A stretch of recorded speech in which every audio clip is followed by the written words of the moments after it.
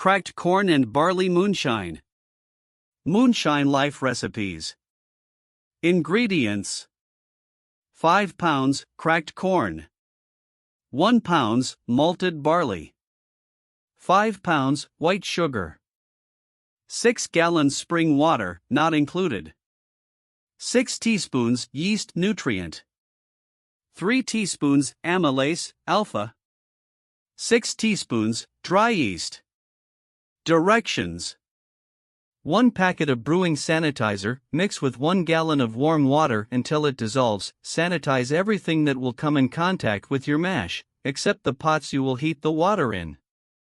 1. Put your water into large pots, fill one pot halfway up. You are leaving room in the pot to add the cracked corn later, and the other pots fill, bring to 180 degrees, then turn off the heat to the pot halfway filled. The other pots keep the water temperature at 180 degrees. 2. Put the cracked corn in the large pot with the hot water halfway filled. Let it sit with the lid on for 30 minutes, stirring every 5 minutes. The key here is to get all your hot water to sit with the cracked corn in it to steep out the cornstarches. 3. After the 30 minutes has passed, carefully pour the cornstarch water through your kitchen strainer into the large buckets. Make sure you strain out any corn solids from getting into the buckets. Home Depot 5-gallon buckets work well. Repeat this process by pouring the additional hot water into the corn mash pot until all 6 gallons of water have been heated to 180 degrees and used to steep out the cornstarches. 4. Take your malted barley, place it in the blender and blend to crack open the kernels. 5. Add the amylase to the buckets with the cornstarch water. Carefully mix the 2 buckets together by dumping the contents back and forth a few times. This will get all the ingredients mixed up.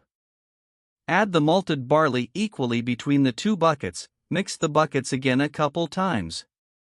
Put the lids back on the buckets, let them sit for 60 minutes, stir every 15 minutes. 6. Add your sugar to the mash liquid and mix it until all the sugar dissolves. Place the lids back on the buckets. 7. Wait until the mash liquid has cooled down to 80 degrees. 8. Create a simple yeast starter for 6 gallons of mash. 9. Add 1 cup of 110-degree water to a sanitized jar. 10. Add 2 teaspoons of sugar to the water and mix thoroughly. 11. Add 6 teaspoons of yeast to the sugar water. 12. Swirl the glass to mix in the yeast with the sugar water. 13. Let the glass sit for 10 minutes and it will double in size. 14. Add your 6 teaspoons of yeast nutrient to the mash buckets and mix back and forth. 15. Once your starter has doubled in size, add it to your mash and aerate. Transfer it back and forth in 5-gallon buckets to mix and aerate well, 8 to 10 times. It should look foamy. 16. Empty the mash into a large container that can seal, and place a release valve at the top to allow gases to escape as the yeast does its job. 17. Allow to sit in a dark area. 75 to 80 degrees is the optimal temperature for this. 18. Wait 7 to 14 days for the fermentation process. It will stop actively bubbling around day 4 to 5. Let it continue to sit for up to 14 days fermenting.